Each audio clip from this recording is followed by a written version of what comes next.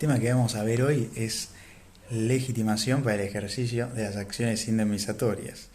¿Qué es la legitimación? Es un instituto procesal porque lo que vamos a poner el foco es sobre la persona que puede reclamar la reparación de un daño justamente sufrido y sobre aquella otra persona a quien se le puede reclamar la reparación de ese daño, ¿sí?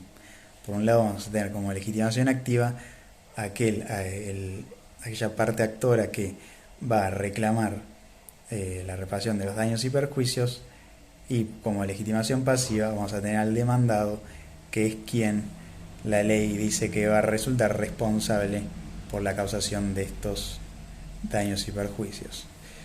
Dentro de la legitimación activa tenemos damnificados directos e indirectos. El damnificado directo es aquella persona que sufre daños directamente sobre su patrimonio, ¿sí? O sobre sus consecuencias no patrimoniales. El damnificado, por ejemplo, un ejemplo que vamos a dar es la víctima del accidente de tránsito, ¿sí? Una persona que es atropellada es damnificado directo de ese hecho, ¿sí? El damnificado indirecto también va a recibir un daño sobre su patrimonio o sobre su persona, pero como efecto rebote o reflejo del daño sufrido por el damnificado directo, ¿sí? Esto es que, por ejemplo, en el mismo caso, si la víctima de accidente de tránsito sufrió lesiones físicas graves o incluso resultó su muerte, no podemos negar que también existen damnificados indirectos por ese hecho, que la ley en el artículo 1741 establece que vendrían a ser los ascendientes, los descendientes y el cónyuge y los que convivían con el damnificado recibiendo trato familiar ostensible. Recordemos también que hay dos órbitas dentro de la reparación de daños, la órbita patrimonial y la órbita extrapatrimonial. El damnificado directo le compete una reclamación amplia sobre esto, ¿sí? Puede reclamar tanto los daños patrimoniales como los daños extrapatrimoniales siempre que una víctima sufrió un daño, siempre va a tener la posibilidad de reclamarlo judicialmente. Va a poder reclamar la reparación plena de ese daño. La idea es que se coloque a la víctima siempre en el mismo estado que se encontraba antes de haber acontecido ese hecho dañoso. No así pasa como con los damnificados indirectos. El damnificado indirecto siempre va a poder reclamar la órbita patrimonial, ¿sí? Pero lo que no va a poder reclamar, en realidad lo que hace el Código Civil y Comercial es restringir el reclamo de los damnificados indirectos en cuanto a la órbita extrapatrimonial. Como les dije, respecto a las consecuencias no patrimoniales, cuando el damnificado directo sufrió un daño grave en su faz física y, por ejemplo, que ha quedado postrado en la cama o quedó en coma a raíz del accidente de tránsito o resultó su muerte, los damnificados indirectos que estarían habilitados a reclamar las consecuencias no patrimoniales, lo que antes era el daño moral, van a ser sus ascendientes, sus descendientes, el cónyuge y los convivientes, aquellos que convivían con el damnificado recibiendo trato familiar ostensible, ¿sí?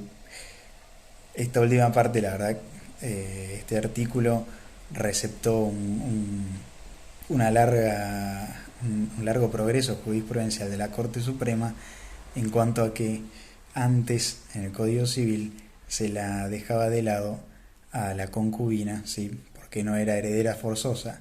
Tampoco se habilitaba a los padres porque no era heredero forzoso. Únicamente quienes podían reclamar antes en el Código Civil de Vélez eran los herederos forzosos. Ahora se incluyó a los ascendientes, descendientes, cónyuge y quienes convivían con trato familiar ostensible. Bueno, vamos a pasar ahora a lo que es legitimación pasiva. La legitimación pasiva es, nos vamos a preguntar quién va a recibir el reclamo, ¿sí? del damnificado, quien va a tener la carga porque la ley lo dispone de reparar el daño injustamente sufrido. En este caso tenemos dos tipos, tenemos el responsable directo y el responsable indirecto.